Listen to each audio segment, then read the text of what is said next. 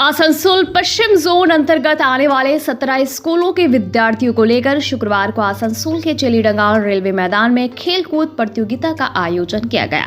इस मौके पर आसनसोल नगर निगम के एमएमआईसी गुरुदास चैटर्जी मुख्य तौर पर उपस्थित थे। इसके अलावा 17 स्कूलों के शिक्षक और अन्य लोग भी यहाँ मौजूद थे। इस प्रतियोगिता में 34 स्पर्धाएं रखी गई थी, 17 छात्रों के लिए और 17 छात्राओं के लिए।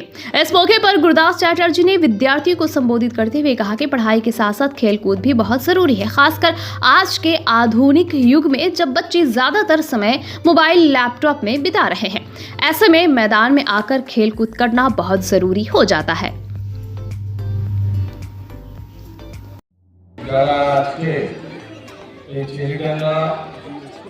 रेलवे मैदान माठे उपस्थित हয়েছেন ছোট ছোট বাচ্চারা স্কুলের তাদেরকে প্রথমে আন্তরিক ধন্যবাদ জানাই।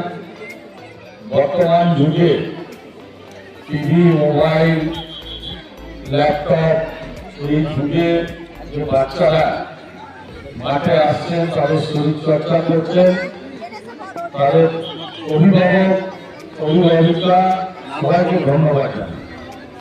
কারণ একটা সুস্থ সবল বাচ্চা তখনই তৈরি হয় যার মানসিক এবং শারীরিক বিকাশ একসঙ্গে হয়।